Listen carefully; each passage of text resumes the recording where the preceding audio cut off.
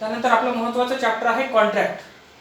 या चॅप्टरवरती मॅक्झिमम तुम्ही भर द्यायचा आहे, मॅक्झिमम क्वेश्चन इथून घ्यायचे आहेत, मॅक्झिमम अभ्यास इथे तुमचा होईल. तर 20 ते 25 मार्क्स इथून कव्हर होईल तुम्हाला.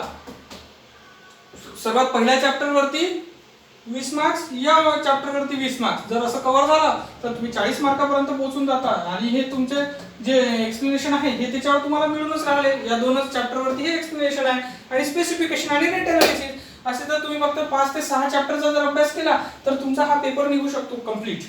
आणि हा एका दिवसाचा 2 दिवसाचा अभ्यास आहे जर करायला गेलो तर. ओके. आता कंडिशन ऑफ कॉन्ट्रॅक्ट ॲग्रीमेंट.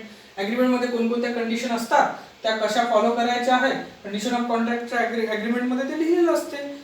बरोबर. जेव्हा आपण एखादी टेंडर प्रोसेस करतो तेव्हा त्याच्यामध्ये सगळ्या ॲग्रीमेंट मध्ये लिहिलेलं असते की हा कॉन्ट्रॅक्ट कोणत्या बेसवर घेण्यात आलेला आहे, याच्यामध्ये रिक्वायर्ड ऑफ मटेरियल काय आहे, रिक्वायर्ड ऑफ तेवढं त्यानं व्हॉल्यूम ऑफ वर्क केलेला आहे का कॉन्ट्रॅक्टरनी, किंवा मग एखादा एक्स्ट्रा आयटम त्याला प्रोव्हाइड करायचा आहे का गव्हर्नमेंटला, किंवा मग वेगवेगळ्या सोयीनुसार ते कंडिशन ऑफ कॉन्ट्रॅक्ट बनवलेले असतात, त्याचं ॲग्रीमेंट तयार केलेलं असते. List of document for the tender notice. Tender नोटीससाठी लागणारे वेगवेगळे डॉक्युमेंट्स तुम्हाला लिस्ट करायचे आहे, तर ते पाठच करून ठेवायचे. हे येणारच प्रश्न पेपरमध्ये. लिस्ट ऑफ टेंडर डॉक्युमेंटसाठी लागणारी लिस्ट काय काय आहे.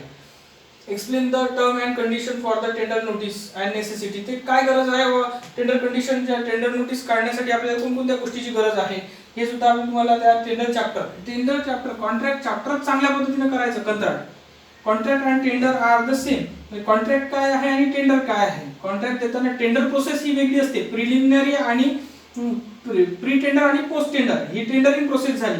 आणि टेंडर प्रोसेस जेव्हा कंप्लीट होते एखाद्या गोष्टीचा, म्हणजे समजा 10 लोकांनी निविदा भरली, निविदा भरण्याचं काम 10 लोक निविदा भरतील, पण 10 लोकांना निविदा कॉन्ट्रॅक्ट दिला जाईल का? नाही. म्हणजेच टेंडर प्रोसेस कंप्लीट कुठे होईल? 10 लोकांची टेंडर प्रोसेस झाली कंप्लीट. मग त्याच्यापैकी एकाच माणसाला कॉन्ट्रॅक्ट दिला जाईल, मग ती तिथून होईल कॉन्ट्रॅक्टची पद्धत. ओके. कॉन्ट्रॅक्ट आणि यातला फरक आहे. Explain the payment to the contractor. आता फर्स्ट आरे, सेकंड आरे, थर्ड आरे, किंवा सिक्युअर ॲडव्हान्स, किंवा मग रनिंग ॲडव्हान्स, किंवा मग फायनल ॲडव्हान्स, ह्या ज्या गोष्टी आहे ह्या याच्यामुळे. To draft the tender notice for newspaper. Newspaper मध्ये एक टेंडर नोटीस घ्यायची, ही पेपर मध्ये 100% येणार, म्हणजे येणार हा प्रॉब्लेम 8 मार्कासाठी. ओके. तर इत्यादी गोष्टी तुम्हाला लक्षात ठेवायच्या आहे. इस्टिमेट करता इत्यादी गोष्टी जर तुम्ही लक्षात घेतल्या तर तुमचं काम सक्सेसफुल होणार आणि हा पेपर तुमचा इझी गोईंग मध्ये निघणार. एवढ्या मी तुम्हाला हे सर्व फॉरवर्ड केलेलं आहे. ओके. हे सगळं तुम्हाला मी फॉरवर्ड केलेलं आहे.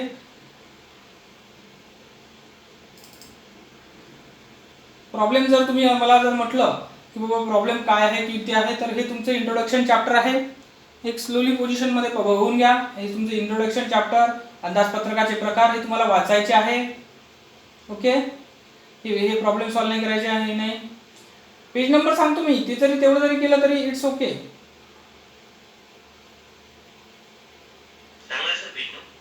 हो हो हो हो हे याच्यावरती दिसेल ना तुम्हाला व्हिडिओवरती.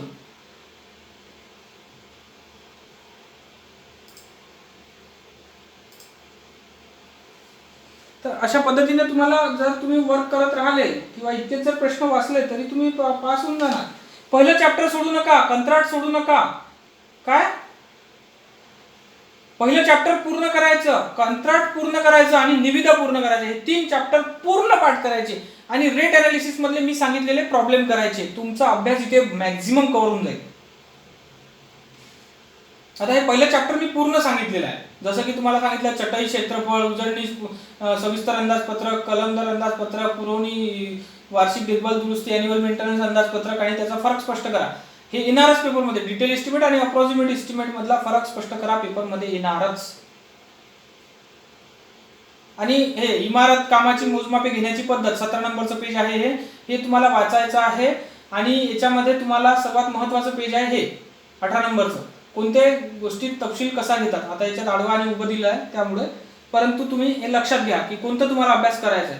आता हे याच्यात दिलेलं आहे तपशील आणि मोजमाप घेण्याची पद्धत. म्हणजे मातीकाम जर असेल तर क्युबिक मीटर मध्ये मोजायचं आहे, खडक काम असेल तर क्युबिक मीटर मध्ये मोजायचं आहे, जागेची स्वच्छता करायची आहे तर स्क्वेअर मीटर मध्ये करावं लागेल. बरोबर. प्लास्टरिंग करायचं आहे स्क्वेअर मीटर मध्ये करायचं आहे. एखादा टॅप आणायचा आहे तर नंबर्स मध्ये आणावं लागेल. WC ची शीट असेल तर ती नंबर्समध्ये मिळेल. त्यानंतर पाईप जर असेल प्लंबिंगचा तर तो RMT मध्ये मिळेल. हे तुम्हाला लक्षात यायला पाहिजे. त्याच्यावरती 5 मार्क्स तुमचे डिपेंड आहे. ओके.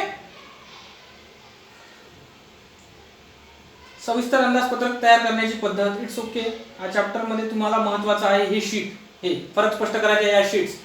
मोजमाप कामाचे नाव, गोषवारा पत्रक आणि मोजमाप पत्रक हे दोन्ही तुम्हाला IMP आहे, करायचेच आहे. ओके.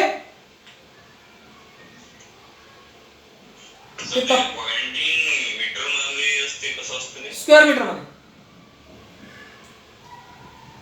त्यानंतर तपशील जे मी म्हटलं नाही का, तपशील स्पेसिफिकेशनचं हे पहिलं पेज अतिशय महत्त्वाचं आहे. पेज नंबर 24 आणि पेज नंबर 25 हे दोन्ही पेज वाचूनच टाकायचे चांगल्या पद्धतीने. इथे तुमचा भरपूर अभ्यास होऊन जाईल. 24 आणि 25. ओके. स्पेसिफिकेशन मध्ये तुम्हाला विचारेल संक्षिप्त स्पेसिफिकेशन आणि सविस्तर. डिटेल स्पेसिफिकेशन काय असतं किंवा मग ब्रीफ स्पेसिफिकेशन काय असतं हे विचारणार तुम्हाला पेपरमध्ये. ओके. त्याचा फक्त फरक स्पष्ट करा. जरी वाचला तुम्ही हा पेज नंबर 27 वरचा तरीही चालेल, परंतु ते तुम्हाला माहिती पाहिजे. ओके. Note down. त्यानंतर मटेरियलची क्वांटिटी काढणे, जे मी म्हटलं ना कॅल्क्युलेशन ऑफ मटेरियल, तर तो हे चॅप्टर आहे. हे चॅप्टर जर तुम्ही एक एक गेले तर तुम्हाला इथे चॅप्टरवर दिलेलं आहे की पहिलं हे उदाहरण दिसतंय ना तुम्हाला, हे उदाहरण इथे पेन दिसतंय का मला, ॲरो दिसते ना. ओके. तर या ॲरोवरती तुम्ही दाखवलेलं आहे मी, हे पहिलं चॅप्टर आहे आपला. 10 क्युबिक मीटर PCC साठी 148 मध्ये लागणारी क्वांटिटी काढा. हे क्वांटिटी काढलेली आहे इथे. ओके. बघा याच्यावर 6 मार्क्स कसे कव्हर होतात. तर बस एवढा प्रॉब्लेम आहे छोटासा. एवढ्या प्रॉब्लेम वरती 6 मार्क्स कव्हर होतात तुमचे. दुसरा प्रॉब्लेम हा आहे तुमचा, हा दुसरा प्रॉब्लेम 10 मीटर स्क्वेअर साठी 5 मीटर लांब, 10 मीटर जाडीची बेड 136 मध्ये क्वांटिटी काढा. हे 136 ची क्वांटिटी काढलेली आहे. इथून ब्रिक मशिनरीची क्वांटिटी चालू होते. म्हणजे जर याचे 5, हा पण चॅप्टर मी जेवढे IMP सांगितले ना प्रॉब्लेम तेवढे करायचे. ठीक आहे.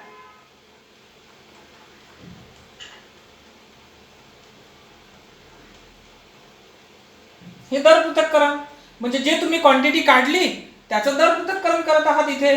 तिथून जर तुम्ही पहिला प्रॉब्लेम घेतला, पहिला प्रॉब्लेम तुम्ही बेड कॉन्क्रीटचा घेतला होता. ओके.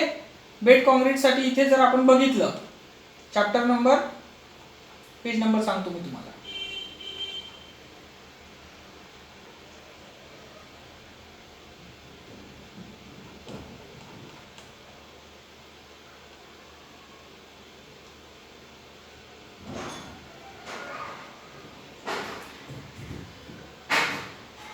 हे 12 mm प्लास्टरचं बघा. 12 mm प्लास्टर आहे.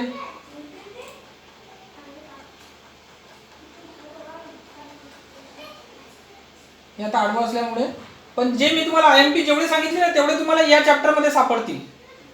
ओके. मी तुम्हाला आता डिटेल नाही घेत, आपला मीटिंग टाइम पण क्लोज होईल नाही तर थोड्या वेळात.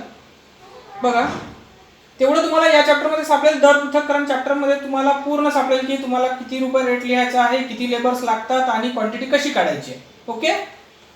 IMP चॅप्टर याच्यातून करायचे दर पृथक्करण मध्ये. मी तुमचं ओव्हरलुक घेत आहे इथे आता पूर्ण. जशीचा तसा प्रॉब्लेम येईल पेपरमध्ये, जसाच्या तसा. जसाच्या तसा म्हटलं तर याचा अर्थ दुसरा घेऊ नका. फक्त क्वांटिटी काढण्याची पद्धत. आता हा प्रॉब्लेम तुम्हाला पेपरमध्ये आला तर हा आपल्याला सध्या तरी आपल्याला करायचा नाहीये, कारण हा खूप वेळ देणारा प्रॉब्लेम आहे. It's okay. महत्वाचा आहे आपल्याला.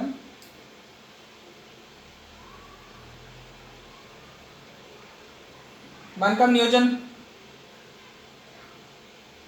किमान 2 कायदे मी बोललो होतो तुम्हाला काल. 2 कायद्यामध्ये एक हा कायदा आपला आहे कामगाराच्या लेबरचा.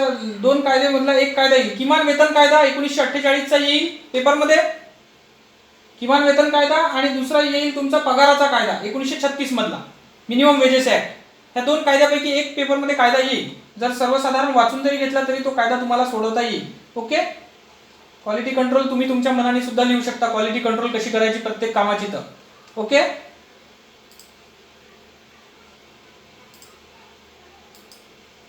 दुसरा असं लक्षात येईल तुमच्या, एक चॅप्टर ते झालं. दुसरं चॅप्टर तुमच्या समोर मी ठेवतो. कंत्राट, कॉन्ट्रॅक्ट मधल्या ज्या काही गोष्टी सांगितल्या ना मी तुम्हाला, तर याच्यामधले 4 कॉन्ट्रॅक्ट चांगल्या पद्धतीने करायचे. एक आहे लमसम कॉन्ट्रॅक्ट, एक आहे item rate contract, percentage rate contract आणि लेबर कॉन्ट्रॅक्ट. या 4 पैकी हे 2 तर अतिशय महत्वाचे आहे. लमसम, ॲटम रेट आणि पर्सेंटेज रेट, 3 म्हणू आपण त्याला. ओके, हे 3 कॉन्ट्रॅक्ट चांगले वाचून घ्यायचे. इथे डिटेल दिलेला आहे त्याचा, पेज नंबर 109 वरती. ओके, 3 कॉन्ट्रॅक्ट आणि त्यातला फरक स्पष्ट करा. हे येणारच पेपरमध्ये 100% वाले. त्यानंतर चॅप्टर सुरू होता आपला निविदा. मी तुम्हाला बोललो होतो की निविदा पेपरमधल्या वाचायच्या, निविदा पेपरमधल्या कंप्लीट वाचायच्या. त्याच्यामध्ये कशा कशा बयान रक्कम काय असतं, इसारा रक्कम काय असतं, अनामत रक्कम काय असतं. तर हे पेज नंबर 116 हे पेपरमध्ये 100% यायला पाहिजे. म्हणजे IMP असतं, काही काही गोष्टी IMP असतात, त्या पेपरमध्ये विचारू शकतात, म्हणून त्याच्यावर आपण जास्त भर दिला पाहिजे. मग आता बयान रक्कम वरती, सुरक्षा ठेव याच्यावरती मॅक्झिमम टाइम विचारलेला आहे आणि हे अतिशय कंत्राटच्या दृष्टिकोनातून, निविदेच्या दृष्टिकोनातून महत्त्वाचे मुद्दे आहे. म्हणून त्याच्यावरती फरक स्पष्ट विचारण्याची शक्यता राहू शकते, किंवा मग टिपालियामध्ये विचारू शकते, किंवा मग जोड्या लाभामध्ये सुद्धा विचारू शकते की बयान रक्कम किती % वापरतात आणि सुरक्षा ठेव किती % वापरतात. तर त्याच्यामुळे ह्याचा फरक स्पष्ट जर वाचून घेतलं तुम्ही, तर हा प्रश्न तुम्हाला एनिवेअर सॉल्व्ह करता येतो. Okay, page number 116. त्यानंतर एक नमुना दिलेला आहे 118 पेज नंबरवर. हा, जो निविदेचा चॅप्टर आहे सर, आपल्या फील्डमध्ये ना ते दोन्ही पेज कटलेले आहे, म्हणजे झेरॉक्सच नाही निघाले त्याची व्यवस्थित. तो पाठवून देतो मी, हे पाठवून देतो आता.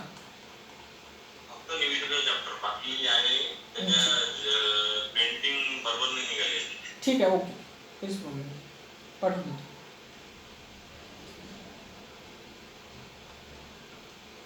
निविदा आणि कोटेशन एवढे क्वेश्चन जरी केले ना, मी जेवढे सांगितले तुम्हाला आता सध्या, तेवढे क्वेश्चन जरी केले ना, तर तुमचे IMP तुम्ही पोहोचले. IMPचं सगळं माझं सांगून झालेलं आहे तुम्हाला, एकदम परफेक्ट, चांगल्या पद्धतीने. ठीक आहे, तर अशा पद्धतीने आपण काय करूया, इथे या चॅप्टर संदर्भात अधिक माहिती आपल्याला झालेली आहे. निविदा संदर्भात तुम्हाला फक्त हे जे निविदा सूचनाची वैशिष्ट्ये वगैरे आहे ना, निविदा सूचनाचे डॉक्युमेंट्स, हे सुद्धा तुम्हाला लक्षात घ्यायचे आहे. निविदा सूचनाच्या डॉक्युमेंटची लिस्ट बनवून घ्या. ओके, तर अशा पद्धतीने आपलं एस्टिमेटचं थिओरिटिकल पार्ट असल्यामुळे मॅक्झिमम इथे क्लोज झालेला आहे. आणि तुम्हाला मी प्रॉब्लेम सुद्धा सांगितले आहे की कोणते करायचे. तेवढे प्रॉब्लेम रटायचे 2-3 10 4 10 5 10 ते पाठच होऊन जातात. आणि इझी कॅल्क्युलेशन आहे, प्लस करायचा आणि भागाकार द्यायचा, प्लस करायचा आणि भागाकार द्यायचा, झालं. अशा पद्धतीने जर तुम्ही करत गेले ते प्रॉब्लेम 2-3दा करा, 4दा करा, 5दा करा, तो प्रॉब्लेम पाठ होऊन जाईल. पेपरमध्ये व्हॅल्यू पण चेंज होत नाही. कधी कधी 100 मीटर स्क्वेअर साठी विचारतात, किंवा मग तुमचं 10 क्युबिक मीटर साठी विचारतात. तर तशा पद्धतीने तुम्हाला सॉल्व्ह करता आलं पाहिजे. मटेरियल कधीच चेंज होत नाही ना.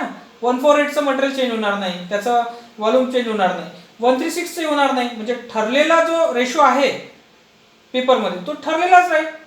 समजलं ना. हा एक अतिशय महत्त्वाचा चॅप्टर होता. इथपर्यंत आपण पोहोचलोय. ओके, अशा पद्धतीने आपण बघूया मग.